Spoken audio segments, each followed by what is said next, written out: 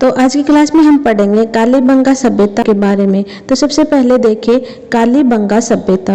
ये जो कालीबंगा सभ्यता है राजस्थान के हनुमानगढ़ जिले में घग्गर या सरस्वती नदी के तट पर स्थित है। और इसकी खोज तो कालीबंगा की खोज की गई थी अमलानंद घोष के द्वारा 1952 ईस्वी में और इसका उत्खनन किया गया था। कालीबंगा का उत्खनन इसका उत्खनन किया गया था बीबी लाल और बीके थापर के द्वारा 1961 से लेकर 1969 के मध्य।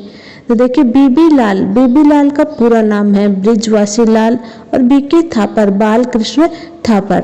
एक बार फिर से देखिए कालीबंगा सभ्यता राजस्थान के हनुमानगढ़ जिले में घग्गर या सरस्वती नदी के तट पर स्थित है। इसकी खोज की गई थी अमलानंद घोष के द्वारा 1952 ईस्वी में और इसका उत्खनन कार्य किया गया था बेबी लाल और बीके थापर के द्वारा 1961 से 1969 के मध्य। तो अब देखिए कालीबंगा का अर्थ है। कालीबंगा का अर्थ क्या होता है? तो ये होता है काले रंग की चूड़ियाँ। कालीबंगा का उपनाम तो कालीबंगा को किन किन उपनामों से जाना जाता है? दीनहीन बस्ती, कांस्य युगीन सभ्यता, हड़प्पा कालीन सभ्यता, नगरीय सभ्यता। तो देखिए कालीबंगा को दीनहीन बस्ती, कांस्य युगीन सभ्यता, हड़प्पा कालीन सभ्यता और नगरीय सभ्यता के नाम से भी जाना जाता है। दशरथ शर्मा ने कालीबंगा को हड़प्पा सभ्यता की तीसरी राजधानी कहा। तो देखिए दशरथ शर्मा ने कालीबंगा को हड़प्पा की तीसरी राजधानी कहा है। अब देखिए कालीबंगा का कालक्रम।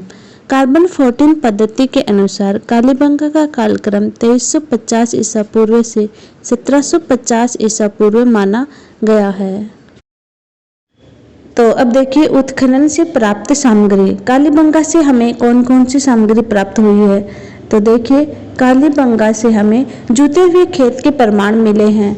जुते हुए खेत में हमें 2 फसलें एक साथ उगाए जाने के प्रमाण मिले हैं। 2 फसलों में गेहूं और जौ के प्रमाण हमें कालीबंगा से प्राप्त हुए हैं।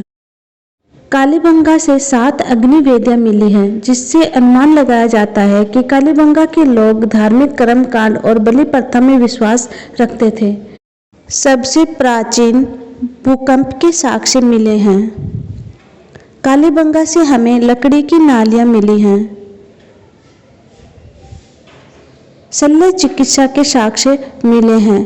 तो कालीबंगा से हमें शल्य चिकित्सा के प्रमाण मिले हैं। एक बच्चे की खोपड़ी मिली है जिसमें 6 छिद्र मिले हैं। इससे अनुमान लगाया जाता है कि इन लोगों को शल्य चिकित्सा का ज्ञान था।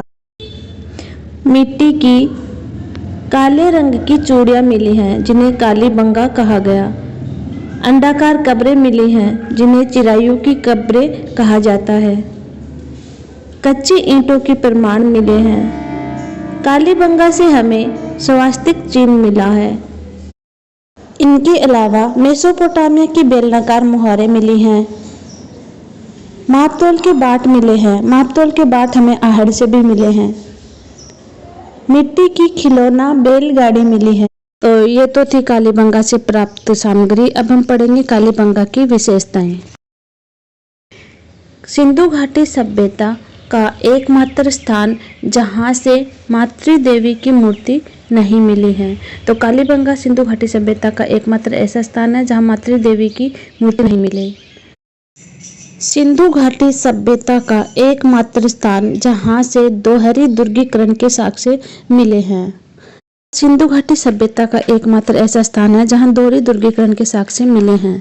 समकोण पर काटती सड़कें जिन्हें ऑक्सफोर्ड या ग्रिड पद्धति के नाम से जाना गया। घरों के दरवाजे मुख्य सड़क पर ना खुलकर पीछे गली में खुलते थे। तो देखिए कालीबंगा सभ्यता के घरों के दरवाजे पीछे गली में खुलते थे। तो आज की क्लास में हमने पढ़ा राजस्थान की प्रमुख सभ्यताओं में कालीबंगा सभ्यता के बारे में। अगर आपको क्लास अच्छी लगी हो तो लाइक करना, शेयर करना और चैनल को सब्सक्राइब जरूर करना। धन्यवाद।